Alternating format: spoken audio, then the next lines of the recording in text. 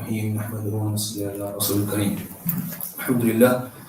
It's a great blessing of Allah subhanahu wa ta'ala that He has gathered us for the purpose of preserving the Quran. This program here, Tips for the Huffaz for taraweeh, is directly linked with the protection and the protection of the Quran. The Quran is something which is the base, which is what our religion is based on. Our religion is based on two things: the Quran and the Sunnah of the Prophet ﷺ. So this program that we have today, the Taraweeh, is a direct offspring of the Quran and the protection of the Quran. So alhamdulillah, it's a great blessing of Allah subhanahu wa ta'ala that we have gathered for this program. Now if we look about 50, 60 years ago, then we will see that in Bolton there were no masajid, which means there was no Taraweeh taking place, possibly no Huffaz as well in Bolton. And we see the progress that in 50, 60 years, mashallah, there's so many Huffaz joining us here, so many Huffaz that are joining us online. So it shows that the progress that we have made as a community, and we should be grateful for that. And it's important that we realize that one of the causes of this is our elders who have made a great effort in this progression. We see the likes of Hazrat Mawlana Yusuf Mutala Sahib, rahmatullah alayhi, Hafiz Patel Sahib, rahmatullah alayhi. These people, they made so much effort. Whichever line they were, to the lines of Dawah, Tabligh, to the lines of Madaris and Darul Ulum, they made this effort, along with so many other elders, and this is why this progression has materialized. So it's very, very important that we maintain this link that we have with our akabir, with our elders, with our ulama. You know, it's a shame that we see, unfortunately, the youth, they are very far from this, and they are getting further away from the ulama, further away from those people that can guide them towards. I just read a quote. I read a quote a few years ago that stuck with me. It said that a nation cannot claim to be followers of a tradition, of a religion, of a tradition, if they disconnect from their living heirs. They disconnect from their living heirs, because this is a direct link that they have to that tradition. We as Muslims, we have this direct link. Our direct link to the Prophet ﷺ is through the ulama, is through the muhaddithin, the mufassirin, the akabir, the shuyukh from the past. Our link is directly through them, and our connection to that link is through the living ulama. So it's very, very important that we maintain this. Whichever ulama, whichever alim that you are familiarized with, whichever alim that you associate with, you should have that connection with them. And so this program about the Quran is very, very important. We maintain our connection with the Quran. It's super important that we maintain our connection with the Quran. The Quran will either stop us from sin, or sin will keep us away from the Quran. The Quran will keep us away from sin, or sin will keep us away from the Quran. So it's very, very important that we maintain this relationship with the Quran. So inshallah, linked with this, we've got many guests today, and alhamdulillah, in this madrasa, in this masjid, we run many programs as well.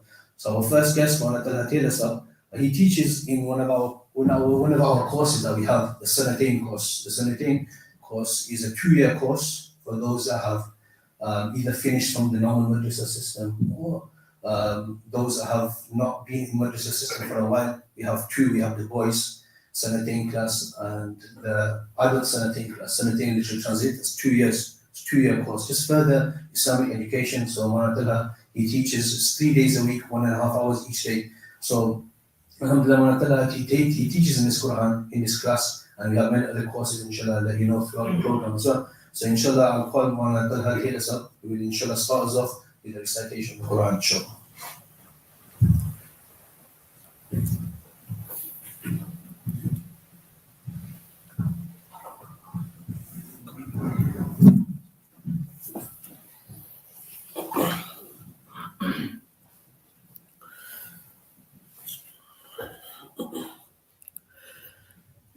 أعوذ بالله من الشيطان الرجيم.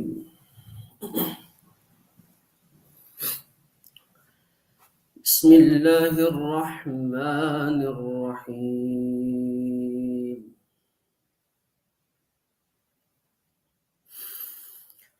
إنا كل شيء خلقناه بقدر وما أمرنا إلا واحدة كلمح بالبصر ولقد أهلكنا أشياعكم فهل من مدكر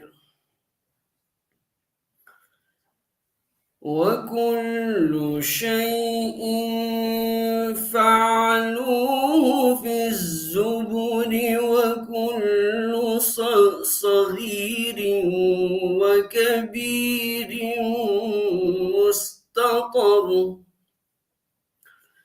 إن المتقين في جنات ونهر في مقعد صدق عند مليك مقتدر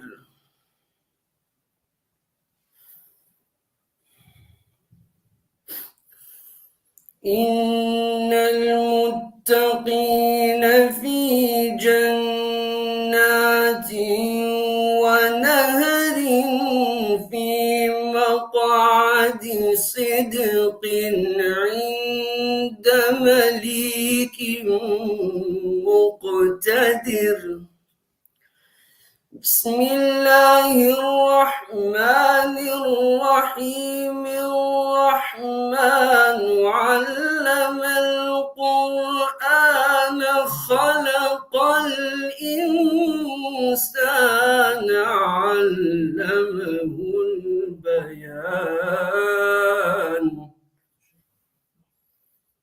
الشمس والقمر بحسبان والنجم والشجر يسجدان والسماء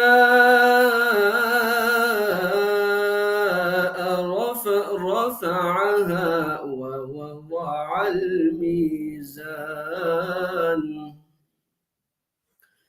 ألا تطغوا في الميزان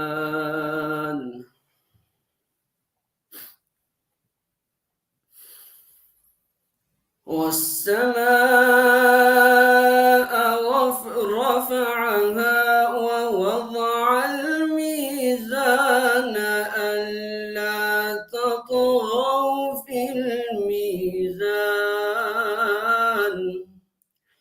وأقيموا الوزن بالقسط ولا تخسروا الميزان والأرض وضعها للأنام صدق الله العظيم.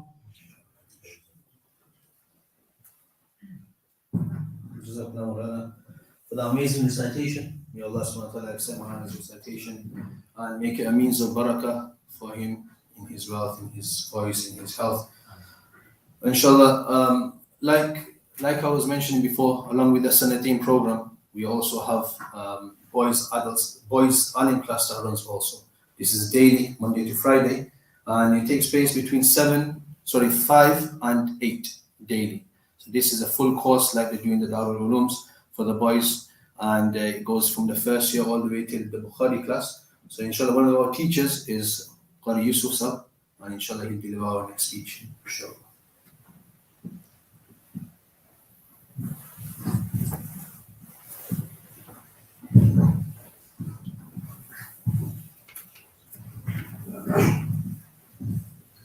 الحمد لله الحمد لله نحمده ونستعينه ونستغفره ونؤمن به ونتوكل عليه ونعوذ بالله من شرور أنفسنا ومن سيئات أعمالنا من يهدي الله فلا مضل له ومن يضلله فلا هادي له ونشهد أن لا إله إلا الله وحده لا شريك له ونشهد أن سيدنا ونبينا مولانا محمد عبده ورسوله أما بعد فقد قال الله تعالى في كلامه المجيد والفرقان الحميد بعد أعوذ بالله من الشيطان الرجيم بسم الله الرحمن الرحيم إنا نحن نزلنا الذكر وإنا له لحافظون وقال النبي صلى الله عليه وسلم يقال لصاحب القرآن اقرأ وارتقي ورتل كما كنت ترتل في الدنيا فإن منزلك عند آخر آية تقرأها وقال النبي صلى الله عليه وسلم من قرأ القرآن فاستظهره فأحل حلاله وحرم حرامه أدخله الله به الجنة وشفعه في 10 من أهل بيته كلهم قد وجبت له النار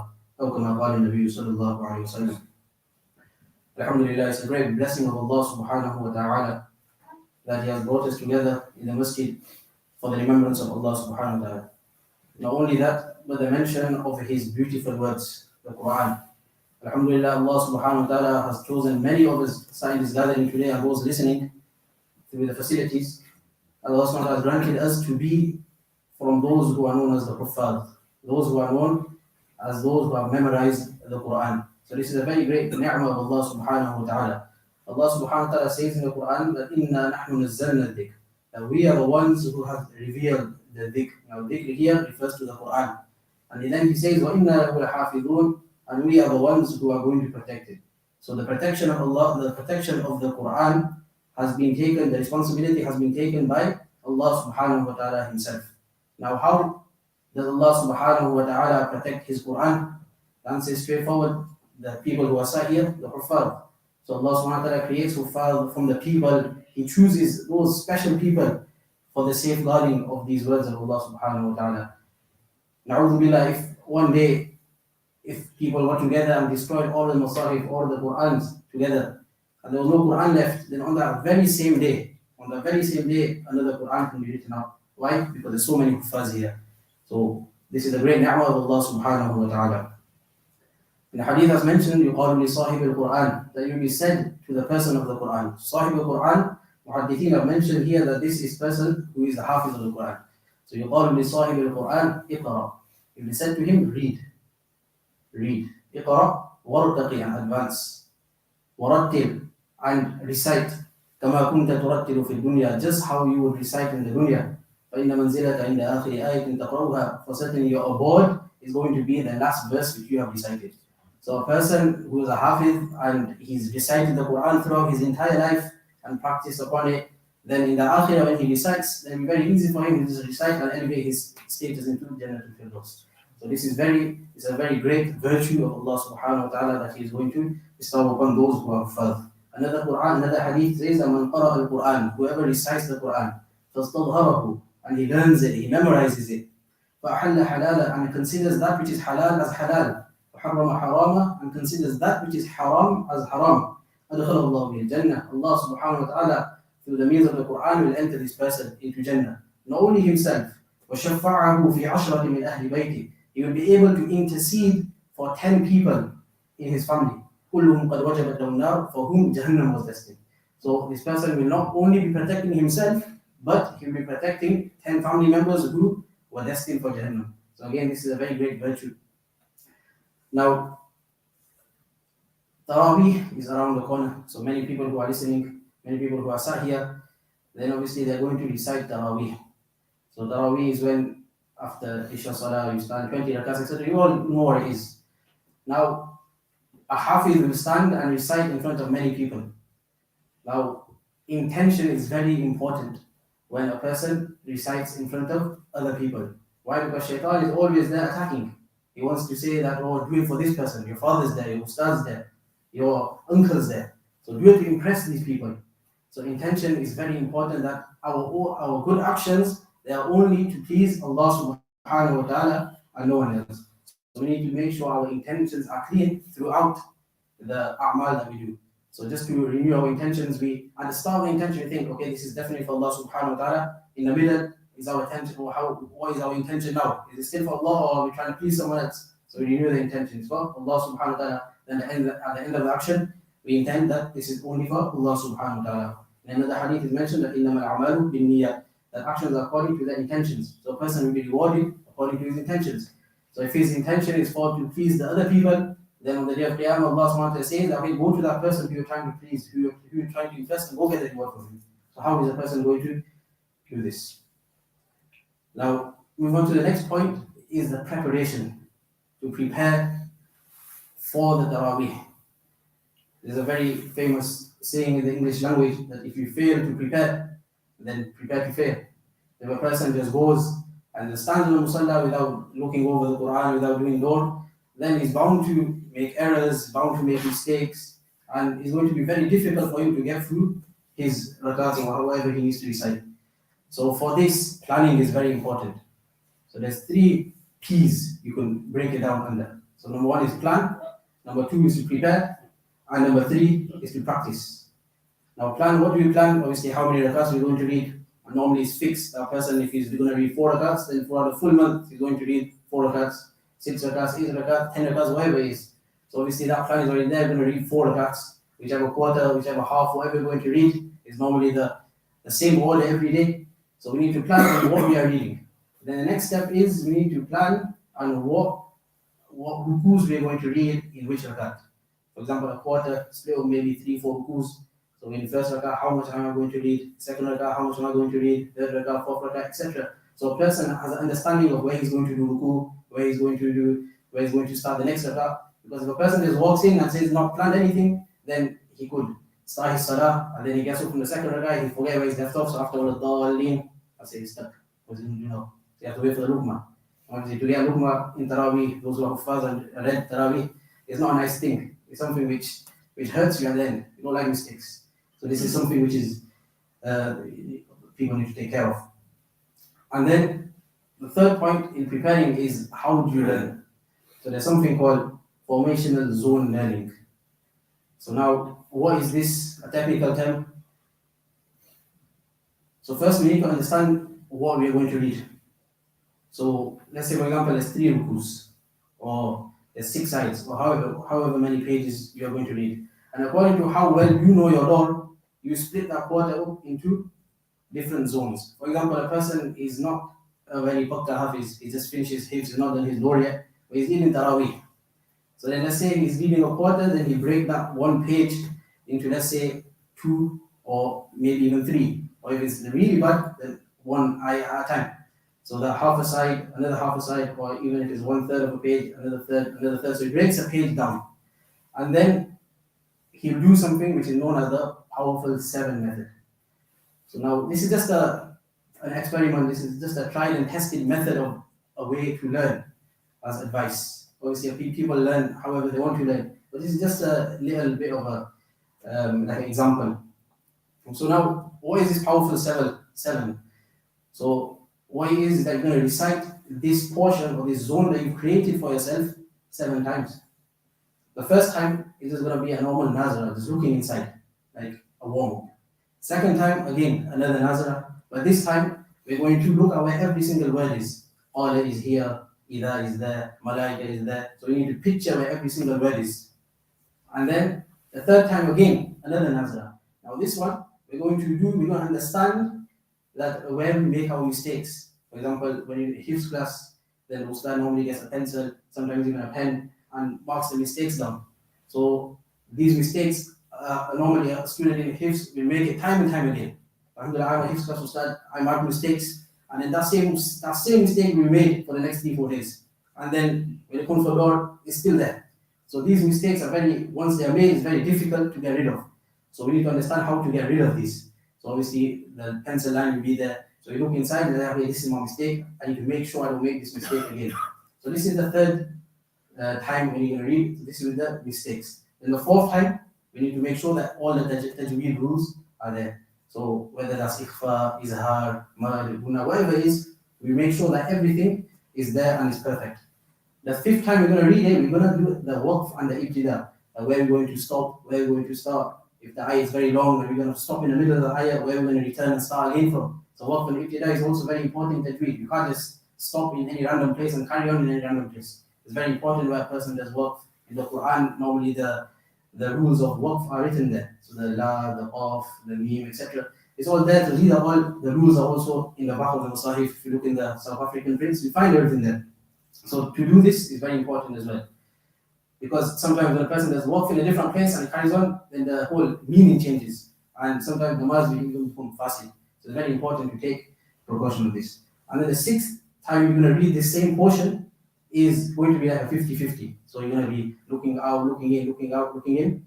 And then the seventh time you read it, you should be fully learned and you should be able to make no mistakes.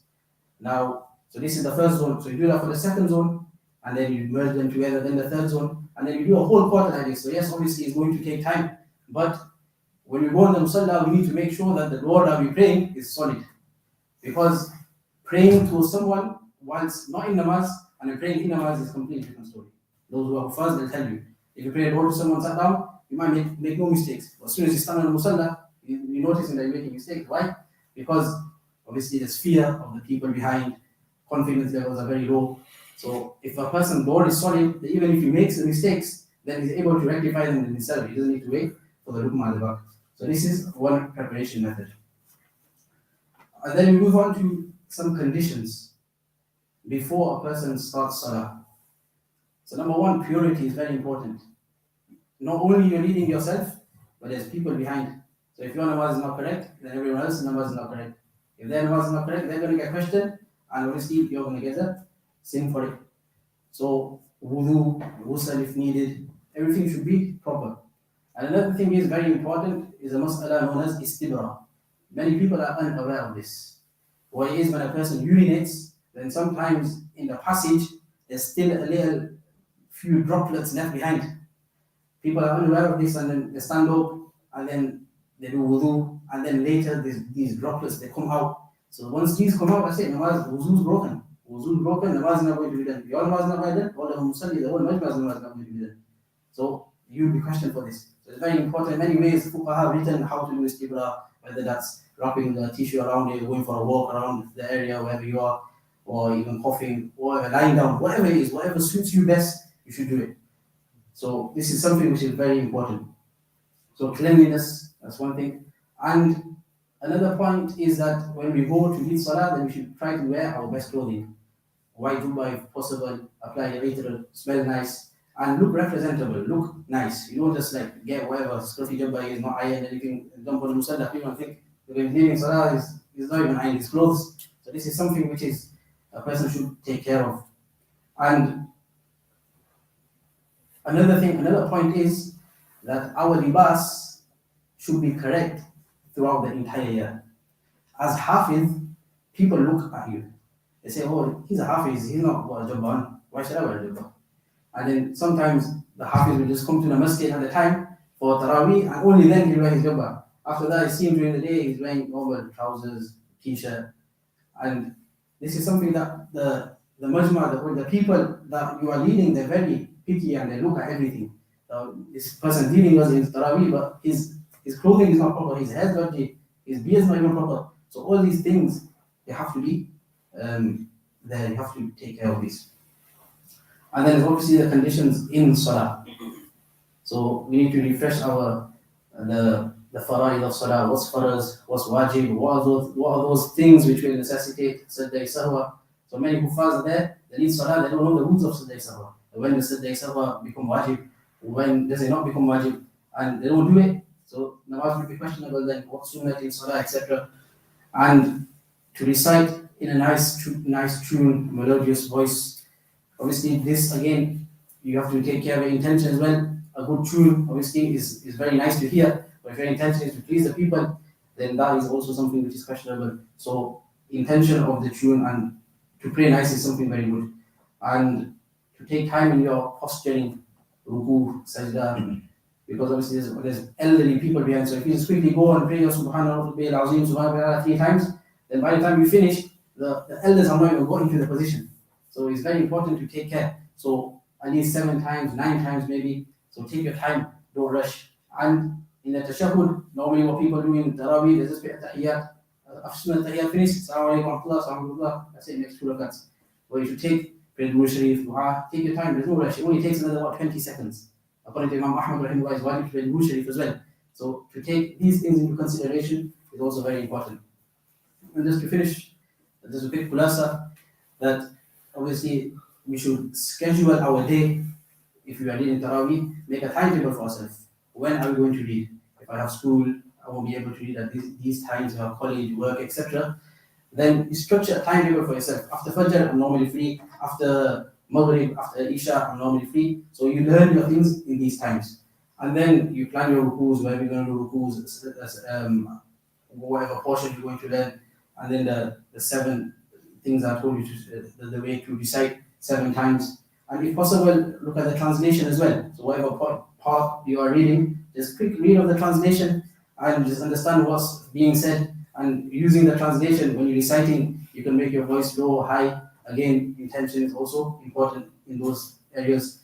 Tajweed, Allama Jazari rahimahullah said, وَالْأَخْذُ بِالتَّجْوِيدِ حَكْمٌ لَازِمٌ. That to recite the Quran with tajweed is something which is very important. A person who knows tajweed and doesn't recite with tajweed, that this person is athim, he's a sinner. So if you know tajweed and you don't recite with tajweed, then there's guna, there's sinfulness. And then you practice while standing. For example, you're standing in your room, the Taraweeh pages that you need to recite, to stand and recite them. And then to read in your sunnahs as well. So the sunnahs of Fajr, Zohar, Asr, Maghrib, Isha, etc. To recite these same verses, same ruku that you're going to recite in Taraweeh is also something which will help.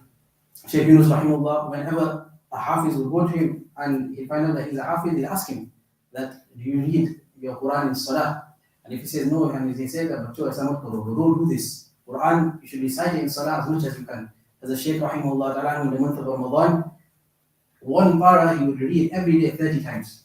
One para 30 times every day. He read that in his sunnahs, in his nawafil, wherever he gets a chance 30 times. So by the end of the Ramadan, he's done 30 Qurans. So this is something which we should try to do as well. So imagine after a full Ramadan, 30 times he's done Quran. So imagine how pukka and how solid that Quran must be. And we try to recite to our teacher, our friend.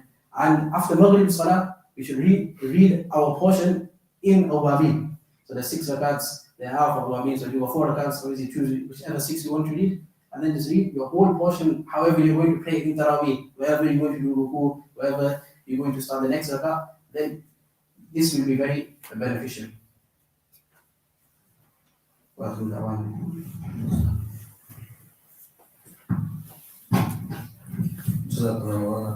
MashaAllah, Maulana is very experienced. He's been leading it in Zakaria Masjid for many, many years. So, alhamdulillah, we should take these points into hand and inshallah take benefit from it. Another course that we do in this madrasa is the adults alim class. So 3 days a week from 7 till 9, many adults who, after finishing their day off at work or whichever job they do, they come home, they relax, and then they come to madrasa and they take part in this adults alim class. Adults alim class is only 3 days a week, only 2 hours, and over many years, inshallah, they will eventually become an alim. And this course, mashallah, is very well received. Mashallah, many of the people, many of the adults are taking part in this course. Mashallah, they love it. They really, really enjoy it. They start with the basics of the basics of Arabic, and they go through the years increasing the Arabic, and then they're adding fiqh, and eventually they'll be in hadith and Quran as well. So, mashallah, this is a course that we do. Our next guest, Mawlana Usman sir, he also teaches in this adults alim class. So, inshallah, Mawlana Usman sir, he will deliver our next speech, inshallah.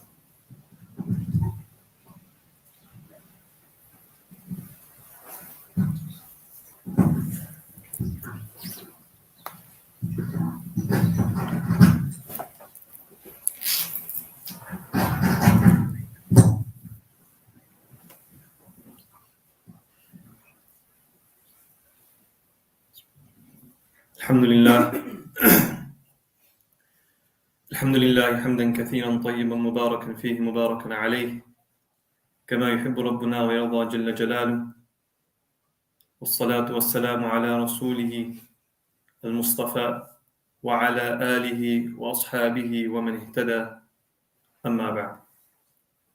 قال الله تبارك وتعالى في كتابه: أعوذ بالله من الشيطان الرجيم، شهر رمضان الذي أنزل فيه القرآن هدى للناس وبينات من الهدى والفرقان. وروى البخاري عن ابن عباس رضي الله تعالى عنه قال كان رسول الله صلى الله عليه وسلم أجود الناس وكان أجود ما يكون في رمضان حين يلقاه جبريل أو كما قال عليه الصلاة والسلام. Respected ulama, Huffaz, brothers, and all listening. Alhamdulillah, Mawlana Yusuf Saab just before me mentioned a few very good points. And it is important that Hafiz should understand and should act upon everything that was said. It's just a matter of weeks now before we arrive or before we enter the blessed month of Ramadan. A month that we await eagerly throughout the year. A month that many await, the entire Muslim population. Unfortunately, many do not make it to this month. And then you have those who do make it to this month, but then they leave the month like they began the month. I.e., no difference. And this month of Ramadan, there's two things in the month of Ramadan that are essential, or the whole Ramadan is more or less based around the two things. Number one, fasting. Number two, the Quran. And the Quran is the reason, obviously, inshallah, I'll be inshallah talking about the Quran that Allah subhanahu wa ta'ala has revealed. It holds a high status in Islam. There's no doubt about that. Just to highlight the importance of the Quran, let's look at a few things. Number one, what is the Quran? The Quran is Kalamullah. The Quran is Kalamullah. Number two, when Allah subhanahu wa ta'ala revealed the Quran, who did He send down? The most noble of angels, Jibreel. Two things here. So Allah subhanahu wa ta'ala's word, the medium was who? Jibreel alayhi salam, the most noble of angels. When Allah subhanahu wa ta'ala did decide to reveal it, then who did He reveal it on? The most noble of creation to ever walk the earth, Muhammad sallallahu alayhi wasallam. And then which month did Allah subhanahu wa ta'ala decide to reveal in? The best of month, Ramadan. And then within the month of Ramadan, when did Allah subhanahu wa ta'ala decide to reveal it? The best of nights, Laylatul Qadr. So if you look at those things that have just been mentioned, it shows the importance of the Quran. It shows the importance of the Quran. And this isn't something new about engaging in the Quran or the importance of the Quran or how much attention you should give the Quran in the month of Ramadan. This is something that's happened since the time of the Prophet sallallahu alaihi wasallam all the way till now. Let's look back. Let's look at our pious predecessors. How they dealt with the Quran in the month of Ramadan. And these were scholars. These were giants. They were scholars of hadith. They used to teach day in, day out. They used to teach a large gathering. When the month of Ramadan came, their sole attention was towards the Quran. And we see when Hafiz ibn Rajab mentions in his kitab, and he gives an example of Imam Malik rahmatullahi alayhi. فكان مالك إذا دخل رمضان يفر من قراءة الحديث ومجالسة أهل العلم فأقبل على تلاوة القرآن. So when Imam Malik rahmatullahi alayhi entered the month of Ramadan, he would leave his reading of ahadith.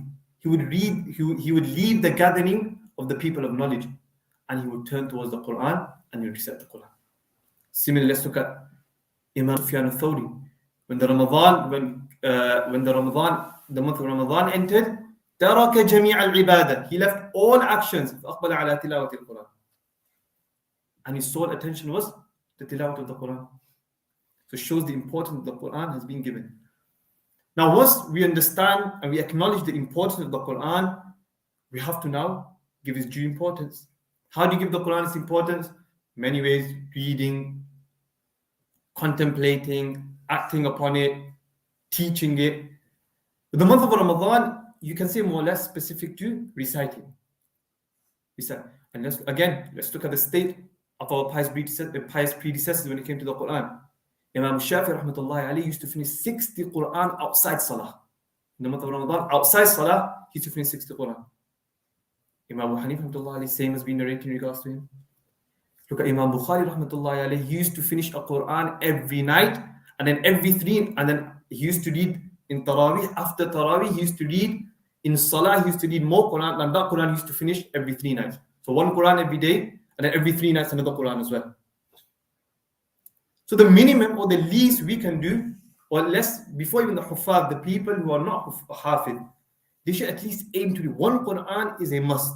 There's no, you're not compromising. One Quran is a minimum that every single person in the month of Ramadan should recite.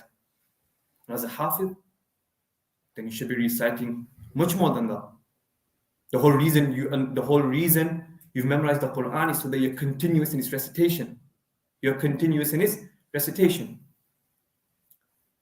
So it is important that a Hafid, when the time, because remember, the month of Ramadan is the time for a Hafid to strengthen his door. This isn't to say that the month of Ramadan, his recitation of the Quran is specific to the month of Ramadan. The Quran should be recited throughout the year. The Ramadan is you can say, is a time where your recitation or the virtue of your recitation is increased. Reciting the Quran on a normal day, that's brilliant. Reciting the Quran in the month of Ramadan, because now you're in the month of Ramadan, there's extra virtue, there's extra reward for reciting the Quran. Now this is just general in terms of Quran and how we approach the Quran in Ramadan. But our sole focus here is the preparation of a Hafid in the month of Ramadan. How does the Hafid prepare himself for the month of Ramadan? Firstly, one should know that if he's not prepared or if he's not recited the Quran consistently throughout the year, even though he's a Hafid of the Quran, he will find it difficult to lead Taraweeh. Yeah, there's no turning away from that, or there's no denying that. A person in the month of Ramadan, if he outside the month of Ramadan, if he has not stayed in touch with the Quran, maintain a connection with the Quran, then he will find it difficult to lead Taraweeh. So first and foremost is that throughout the year, one should be reciting the Quran.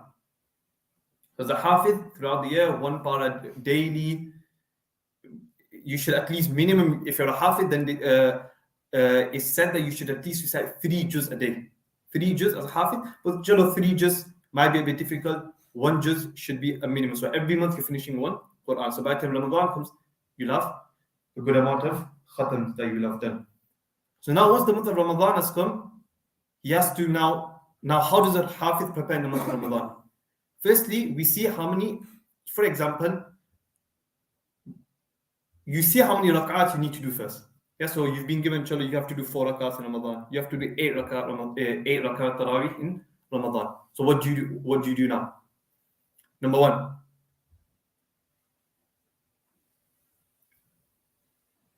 is that the part that you have to recite in Taraweeh. So the part that you have to recite in Taraweeh, you recite that throughout the day, as much as you can. So you read obviously you read the entire Quran. I'm going to get to this point as well. That many Huffaz, what they do is they restrict themselves to only their portion of recitation. Yeah.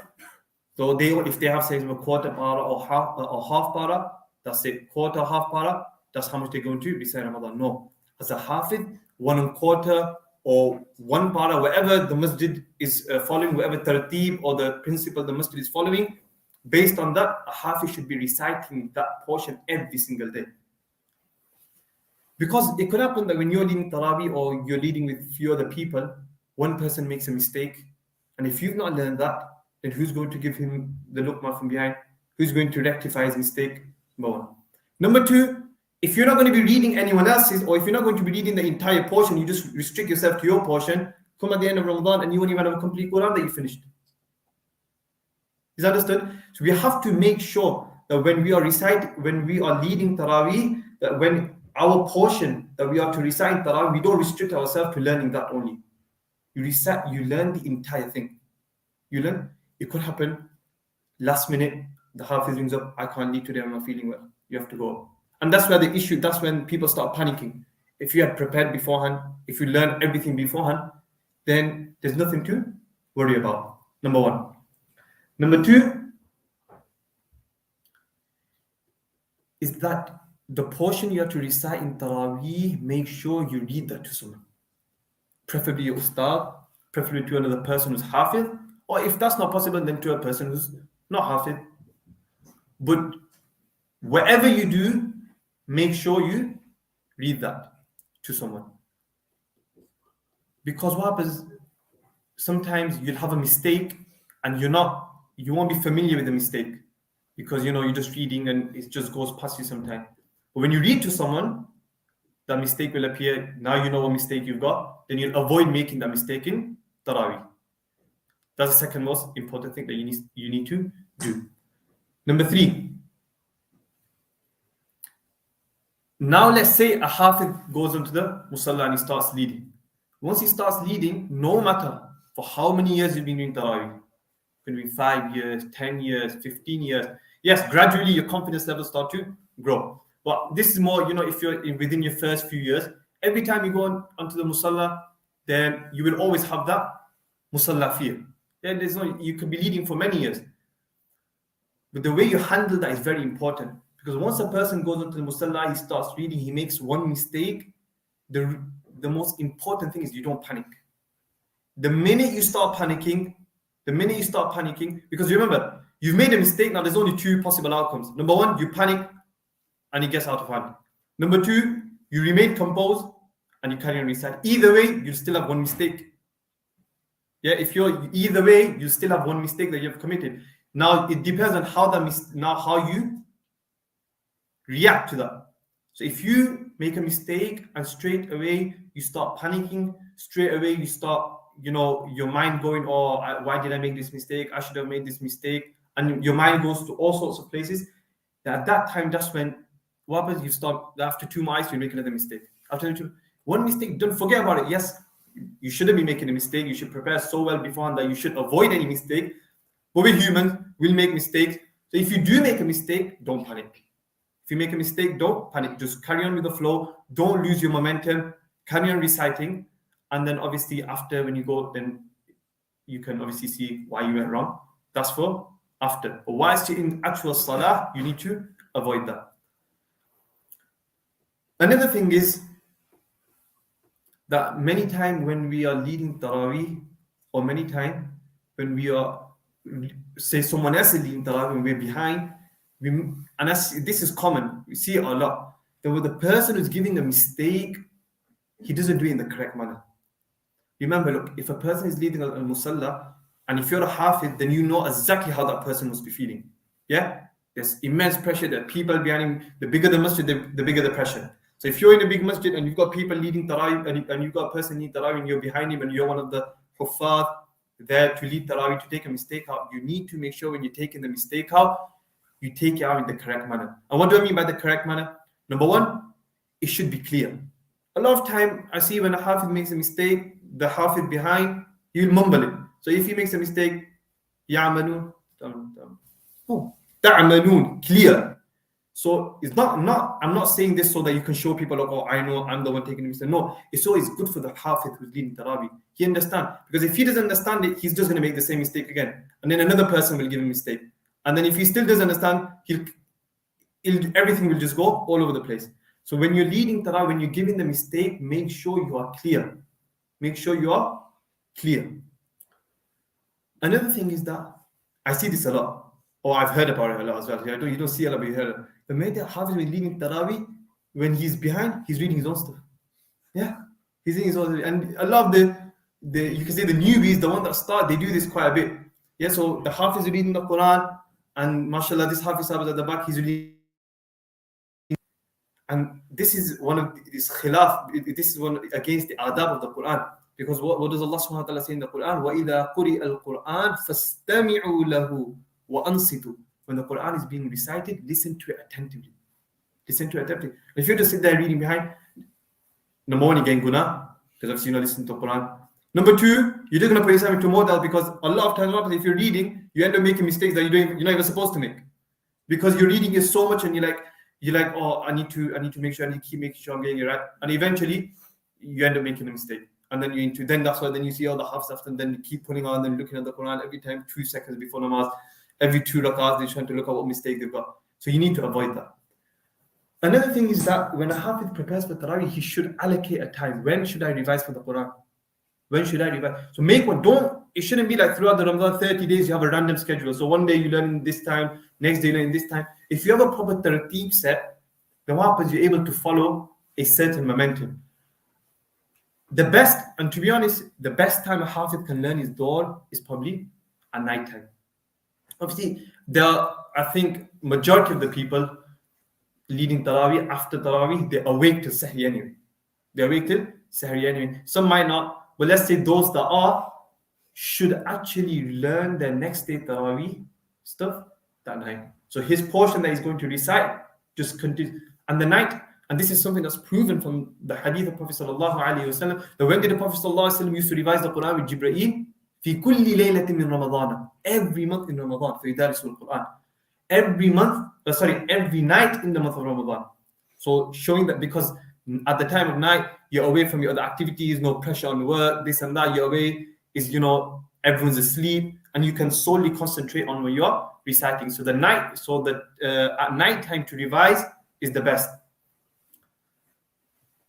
Another thing is before Fajr Salah. So when, a lot of people before Fajr Salah read Tahajjud. They read the Tahajjud. So Hafiz in that Tahajjud, what he should do, if you want to make your Quran solid, the best advice I can give you is that whatever you have recited in Taraweeh the previous night, you re-recite that in Tahajjud Salah the next day. You re-recite that in Tahajjud Salah next day. Because, number one, you'll have more or less covered if you had mistake, then you know what mistake you're reading. So when you're reciting in Salah, you're going to be reciting freely. Number two, you won't have no pressure, then nobody's listening to you, so you're a lot more confident. But at the same time, you're also strengthening what you've already recited. So these are very, very important points that a Hafiz should take note, that when he recites Taraweeh, when he leads Taraweeh, that he needs to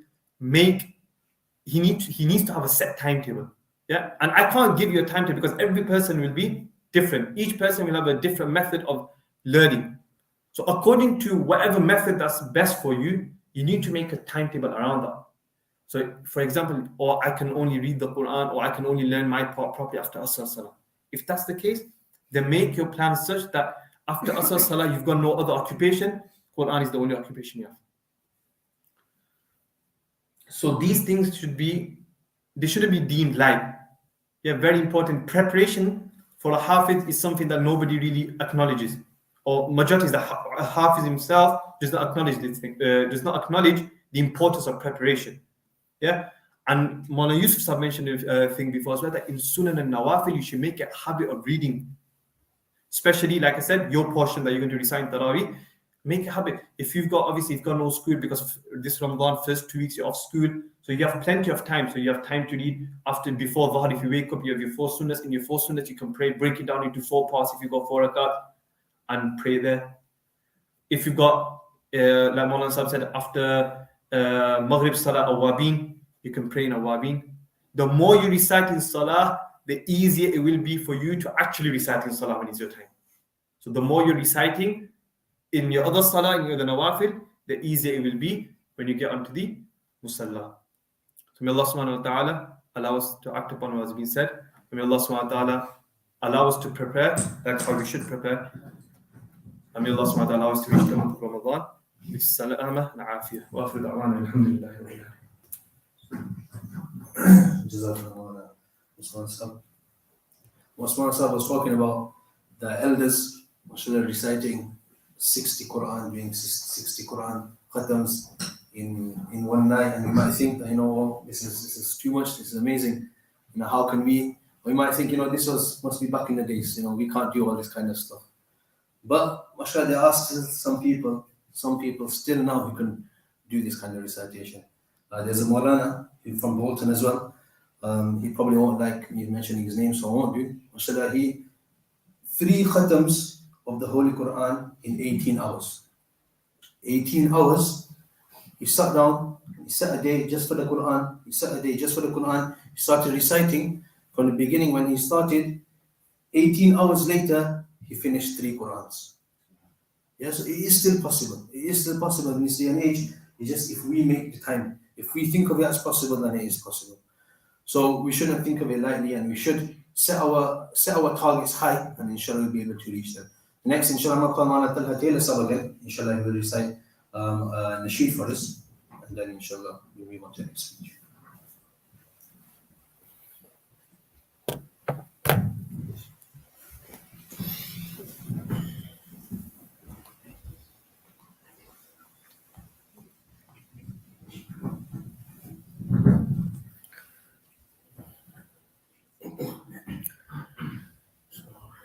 This is a knot in praise of our Nabi sallallahu alayhi wasallam. Let's try and ponder over him and contemplate on this, and so this will increase our love for him.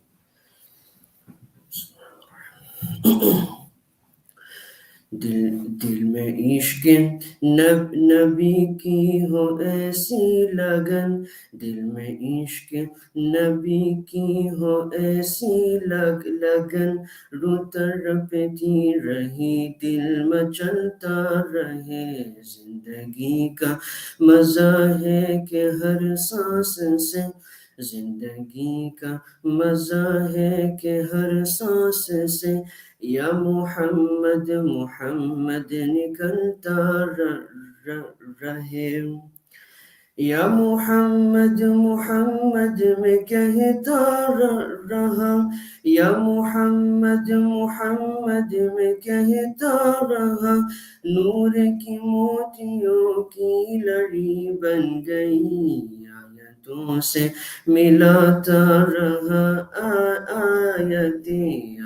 آیتوں سے ملاتا رہا آیتیں پھر جو دیکھا تو نعت نبی بن گئی دل میں عشق نبی کی ہو ایسی لگن رو تڑپتی رہی دل مچلتا رہے زندگی کا مزہ ہے کہ ہر سانس سے یا محمد محمد نکلتا رہے جو بھی آنسو بہے میرے محبوب کے جو بھی آنسو بہے میرے محبوب کے سب ابر رحمت کے چیتے بنے چھا گئی رات جب زلف لہرا گئی چھا گئی رات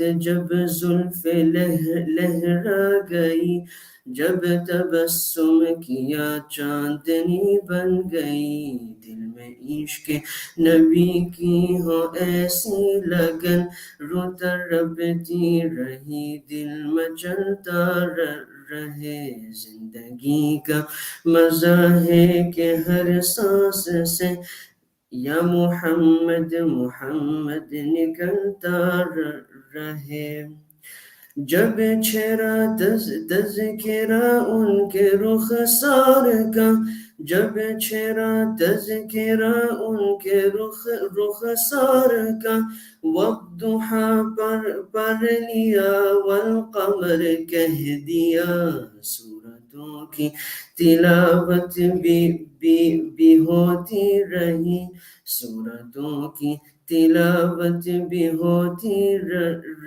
رہی نعت بھی ہو گئی بات بھی بن گئی دل میں عشق نبی کی ہو ایسی لگن رو تڑپتی رہی دل مچلتا رہے زندگی کا مزہ ہے کہ ہر سانس سے یا محمد محمد نکلتا رہے سب سے سائم زمانے میں معذور تھا سب سے سائم زمانے میں معذور تھا سب سے بے بس تھا مجبور تھا ان کو रहम आ गया मेरे हालात पर, उनको रहम आ गया मेरे हालात पर, मेरी अजमत मेरी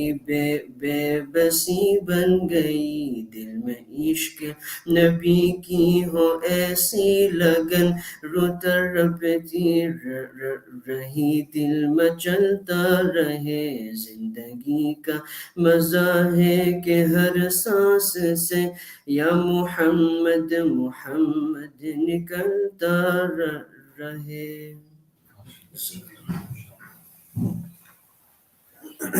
Jazakallah Maulana. Now inshallah invite Maulana Muhammad Adam Sab, who's the Khalifa of Hazrat Maulana Yusuf Mutala Sab, to inshallah deliver some final advice, and inshallah towards the end, if there's any questions any Huffaz might have, inshallah Maulana will be happy to answer these questions, inshallah. Jazakallah. Bismillahir Rahmanir Rahim. Nahmaduhu wa nusalli ala Rasulil Kareem, amma ba'd. Respected ulama, friends, guests, people listening at home, Assalamu alaikum wa rahmatullahi wa barakatuh. A special gathering has been held today with a sense of responsibility that an individual who Allah subhanahu wa ta'ala has chosen for the recitation, for the protection, for the preservation of his holy kalam, Quran al-Majid,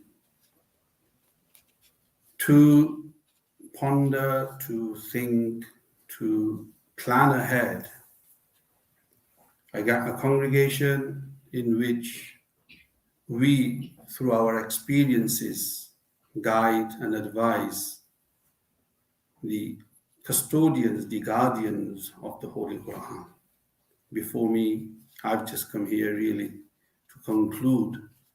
Hazrat Abdas Ustazi, Hazrat Maulana Abdul Rahim Sahab requested that if I would participate, which is a privilege for me. But before me, two very learned ulama, Maulana Yusuf Sahab and Maulana Usman Sahab, gave very practical advices and guidances with regards to taraweeh, with regards to memorizing, preserving the memorization, enhancing it further.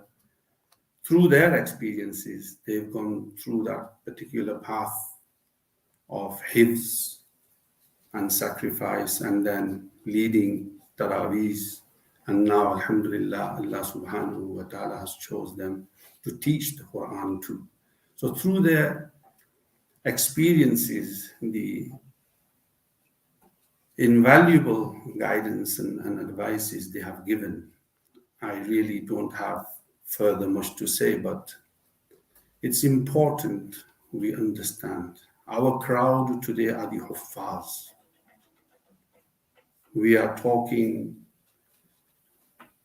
our speeches, our advices are to the Huffaz. Huffaz, ثم أورثنا الكتاب الذين اصطفينا من عبادنا. The inheritors of the Quran are those who we have chosen.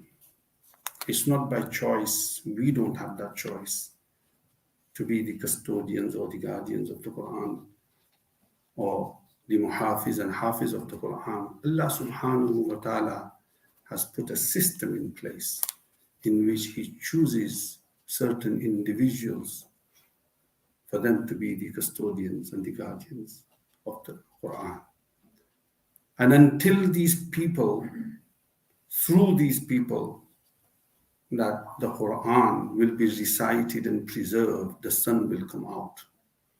The day Allah subhanahu wa ta'ala decides that this no longer is going to now be carried out, or no longer going to take place, i.e. that Allah subhanahu wa ta'ala's name and kalam will no longer exist on this earth, it will be the day of destruction. And that will be when Allah subhanahu wa ta'ala will take the Huffaz and ulama, the learned people of the Quran, from the face of the earth.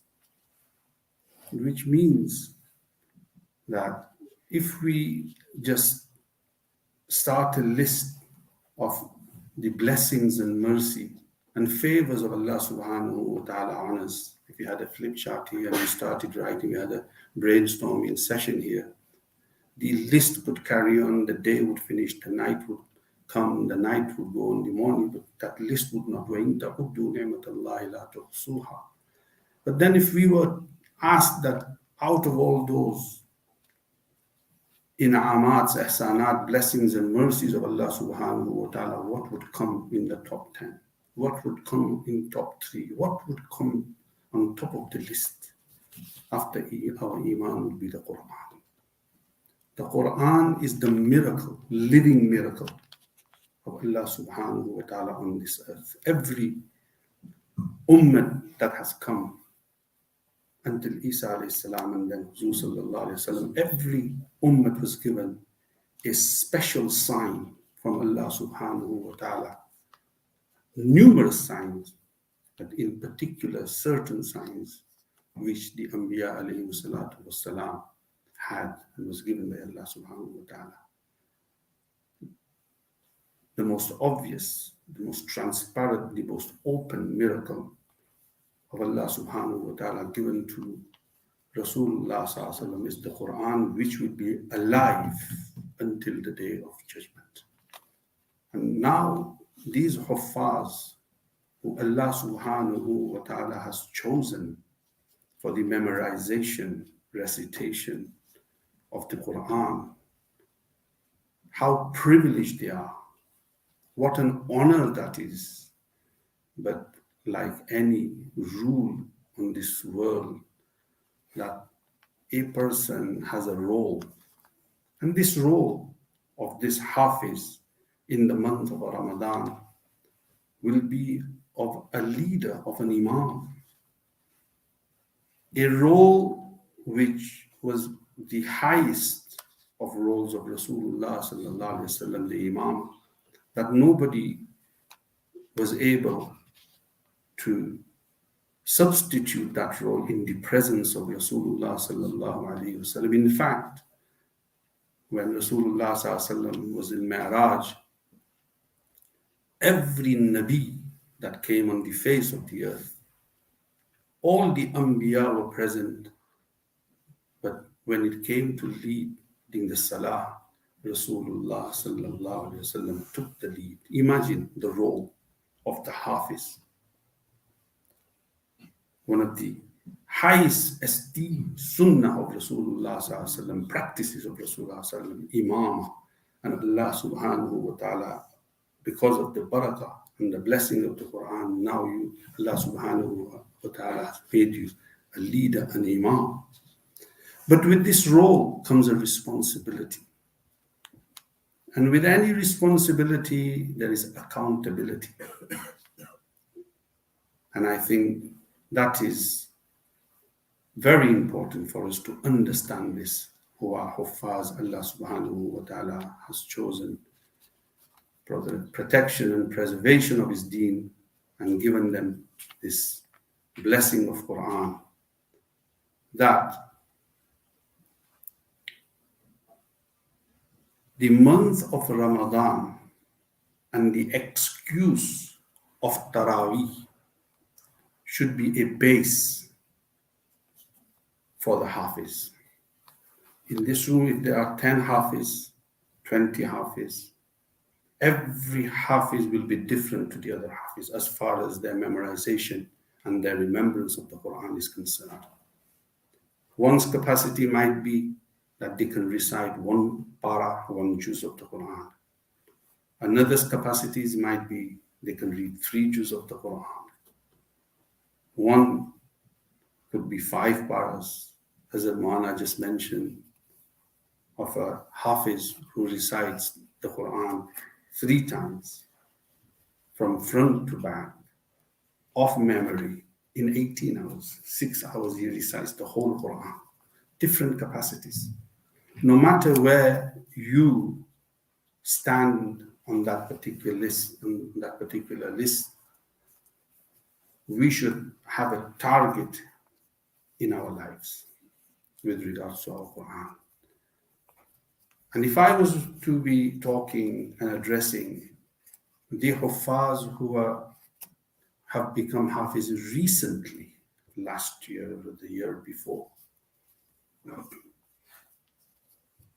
it is very, very important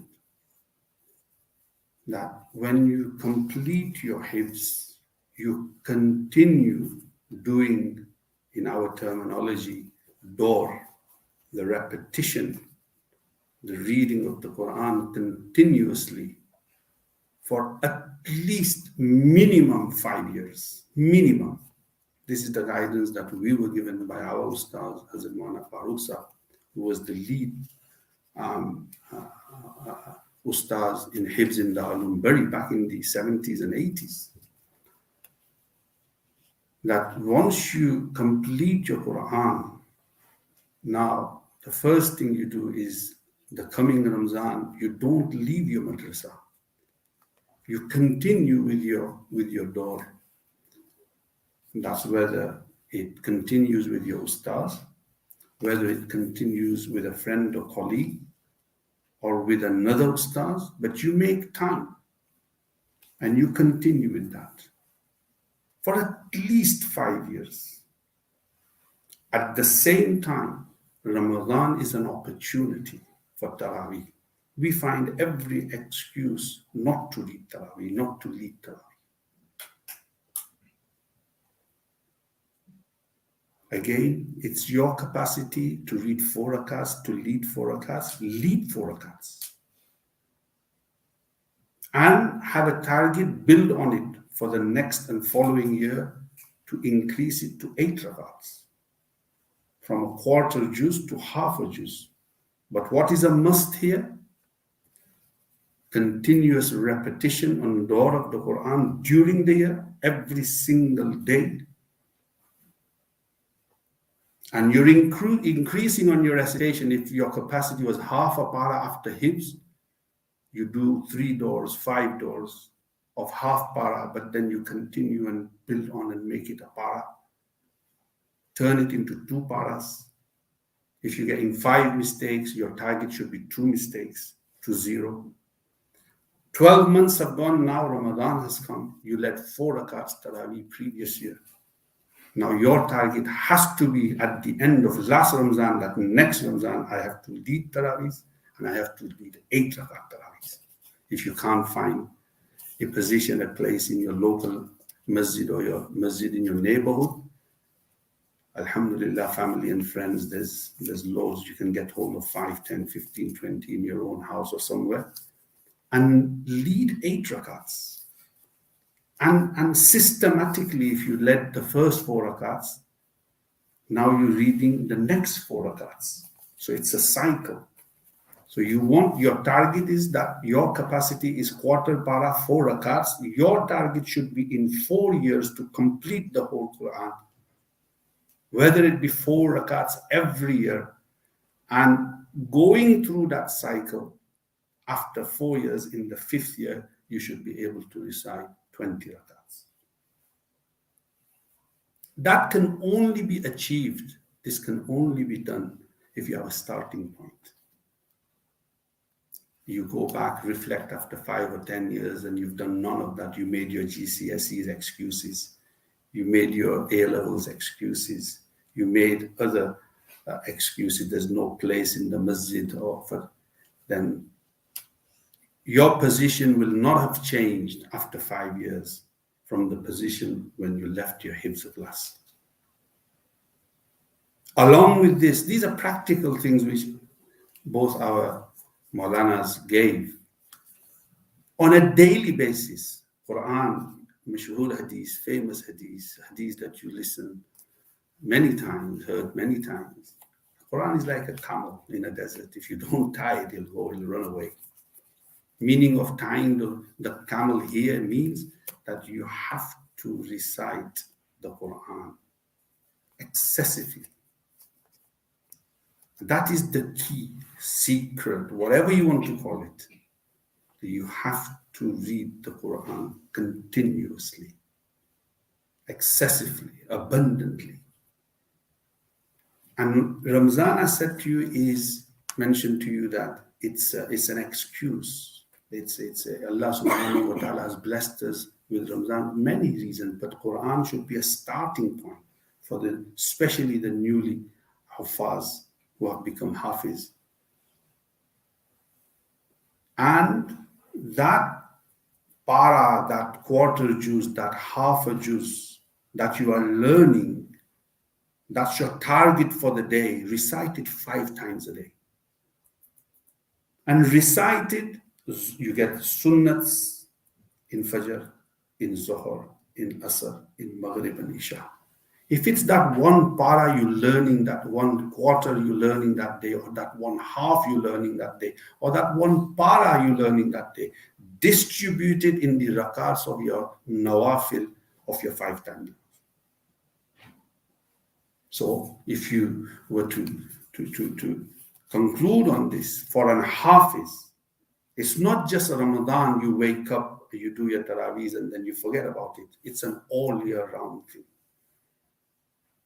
That before Ramadan, in fact, after Ramadan, you have to recite, you have to do your door every single day, your prescribed amount with a target that this is what you want to achieve at the end of the year.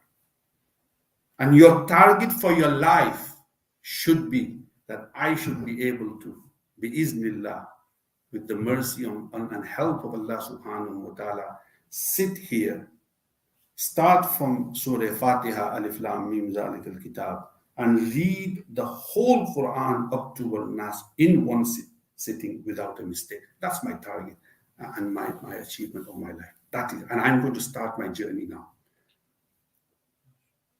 And that journey, every single day, you go to your ustaz, plead to your ustaz, please, I want to come. I know you've not got space in your class. I will come for 20 minutes. I'll do one para every day. If there's no capacity there, you find somebody else, but you must do that. You're reading it in your nawafil every single day. Before Ramadan, now you 10 months of practice. Alhamdulillah, your target, you are accomplishing it, you are meeting it after 10 months. There's a month left, or 11 months, there's a month left for Ramadan. You start your taraweeh, mock taraweeh. You want to call it practice taraweeh. And we used to do this. Hazrat Maulana Abdul himself will tell you, Maulana Safwan sir, when we were back in the 80s, 1 month before Ramadan, Sha'ban starts, in the hall of the masjid that we used to sit, after Isha, the lights would go off, and every person would have a partner, 2 in a couple, and like Imam and the Muqtadi, 2. And the whole masjid would be full of Huffaz, 100, 150, 200 Huffaz. And Hazrat Rahmatullahi alayhi would walk up and down in between the saf and listen. And we would do minimum 1 para. Imitate exactly what in 2 rakats, and that's your practice. That's your mock exam. Before you've already done your 30 paras and you're absolutely ready and prepared for Ramadan, rather than you've done nothing for 11 months and now Ramzan comes, and on the first day you're opening the Quran and learning that 1 quarter for your 4 rakats, night and day, and still you're struggling. So these are practical steps which we need to do, but there's a responsibility, there's a role.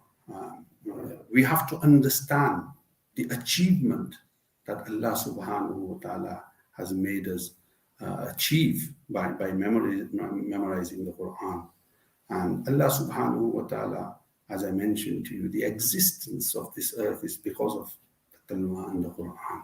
There's been eras, and even in this era, this age, every single era since Nabi sallallahu alayhi wasallam, there's been a taqat, a strength, a power, always trying its very best to abolish, to eradicate the Quran. in different ways and forms. We met back in the 80s, early 80s, when the USSR was finished, the communism was finished, and we were in Medina Munawwara with Hazrat Rahmatullahi alayh.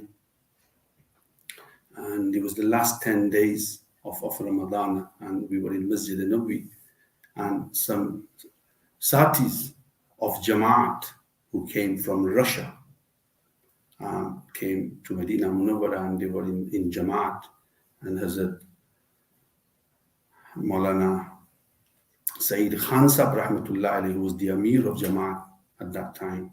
So they came to the masjid, and they came to do mulaqat with Hazrat Rahmatullah Ali. And they were Russian men in their 80s, 70s and 80s. Amongst them, 2 or 3 were Hafiz, 70, 80-year-olds. Now they've gone through decades of where there was no religion. If anybody was caught practicing religion or even literature with regards to any religion, they would be hung in the streets. They would be killed and murdered straight away. So they were Hafizim. So to the astonishment, Hazrat Rahmatullah asked that, how you Hafiz? There was no Quran. They couldn't read Arabic. There was no teachers. There was no madrasas. There was no maktabs. And it was illegal. It was forbidden. It was the sentence was death. And yet they were Huffaz. And so they said in their language, and the interpreter said that when communism came in power and we were no longer able to practice or learn religion, in the middle of the night, we used to go into bunkers, into cellars. And the Huffaz who were alive taught the other young people who couldn't even read Arabic, understand Arabic, who had no tools to read or learn Arabic, who had no literature. In the darkness of the night, in the darkness of the bunkers and in the cellars, they used to pray in our ears, because if somebody even heard us, we would get murdered and killed. And we learned and memorized the Quran shafawi through just listening. Isn't that the miracle of Quran? Will Allah subhanahu wa ta'ala not preserve the Quran? And Allah subhanahu wa ta'ala has chosen you, Huffaz, for this, the privilege and honor. But any ni'mah, I started off saying that if we made a list of these in'amat and ihsanat, endless, but on top of that is the Quran. With any ni'mah, what does the Sharia ask us to do? Is shukr, is to be thankful, to be grateful. And how can one who is Hafiz be thankful and grateful for this ni'mah that Allah has bestowed and blessed this individual with? Is the preservation and the protection and practice upon this Quran. Along with this, Hazrat Maulanas have given you practical advices, along with the role and the responsibility of Imam is also that one ensures that their character is upheld, is according to the character of a Hafiz. The Zahir and the Batin, the inner and outer, both have to be compatible. The Hafiz has to be mindful that lying from a tongue which recites the Quran cannot be acceptable. That tongue which recites the Quran cannot lie. That Quran, that heart in which the Quran is, cannot have jealousy and hatred. That individual cannot have arrogance and pride. And when they're leading the prayers, they're leading the congregation. They're fulfilling a sunnah of Rasulullah sallallahu alaihi wasallam, sanctification, purity. Tahara is very important. How long does it take to take a shower? And especially your inner clothes change before you come for imamah. So these are all the practical things we have to understand, that Allah subhanahu wa ta'ala has accepted us for this, and we have to ensure that we are grateful towards Allah subhanahu wa ta'ala. We do what is within our grasp, within our strength, to protect and preserve that Quran which Allah subhanahu wa ta'ala has given. Allah subhanahu wa ta'ala will enhance us further. That is the beauty of the Quran. Any kitab, any book of the world you take, you bring here, you read it once, twice, 3 times, you'll never look at it again. The beauty of the Quran is this is the only kitab and Quran on this earth. You recite and you ask any Hafiz that the more the Quran becomes pakka, I'm changing the terminology a little bit, the more that individual will love and enjoy reciting the Quran. The less pakka and jitna kacha, he will not want and enjoy reciting that Quran. But if it is kacha, it's not the end of the world. You have to learn it. You have to give devotion and time. And Allah subhanahu wa ta'ala we've seen that it will be strengthened, and you will learn the Quran. And it will become pakka, inshallah ta'ala. May Allah subhanahu wa ta'ala accept this gathering. Allah subhanahu wa ta'ala, who have come here, who are listening with the intention that inshallah Ramzan is coming, want to lead taraweeh, Allah subhanahu wa ta'ala make it easy for them. Allah subhanahu wa ta'ala accept it from them, and Allah subhanahu wa ta'ala strengthen their memorization even more, and strengthen it to a degree where they can recite the whole Quran in one sitting, which is not impossible, but we have to work towards that. May Allah subhanahu wa ta'ala give us the tawfiq and ability to do that. وآخر دعوانا الحمد لله رب العالمين. سبحان الله وبحمده سبحان الله العظيم. جزا الله عنا محمد صلى الله عليه وسلم ما هو أهله. يا رب آت محمد الوسيلة والفضيلة وبعثه مقاما محمودا الذي وعدته. رضيت بالله ربا وبالإسلام دينا وبمحمد صلى الله عليه وسلم نبيا ورسولا.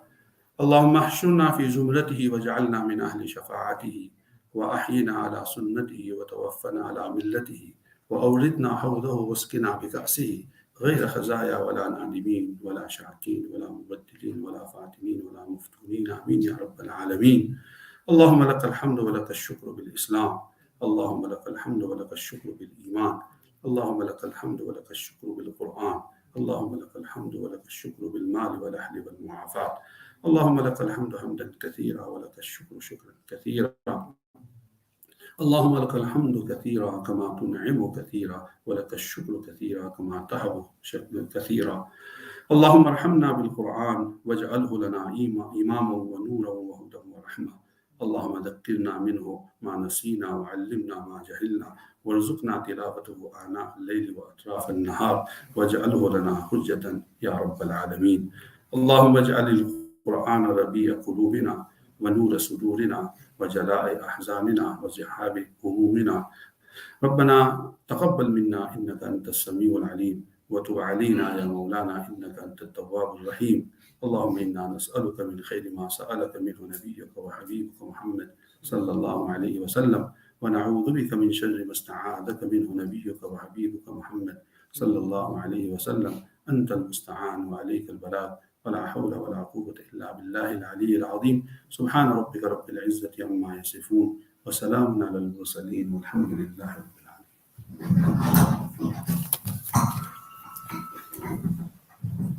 So Jazakallah to all the guests that delivered the speeches in the Qiraat and Nasheed. Just a few points, inshallah. Azamwana Abdul Rahim Sahib, who unfortunately couldn't make it, he has got another program. He requested this program, we sorted this program, but also, like Azamwana Muhammad Ali Sahib was saying, like in their rooms, they have this, in the month of Sha'ban, they have this practice, this door. Azamwana Abdul Rahim Sahib, he also wanted to set some time. So inshallah, this building from 7:30 to 9:30 on weekdays, inshallah, be open and stay open until 9:30. Whoever wants to come and do the door together with other people, practice, do some salah, like Manana Sahib was saying, they may do so on the weekends, inshallah, from Asr to Maghrib, the building will also be open. So from now, there's 2 weeks left to Ramadan, If you want to do a preparation in the masjid with a few of your friends, family, we're going to bring, you want to do it in the masjid, inshallah, the masjid will be open for this also. And inshallah, after the Isha Salah, we shall start soon. Some generous brothers have sorted out some food, so all brothers are requested to, inshallah, eat first, and then, inshallah, leave after that. Jazakumullah.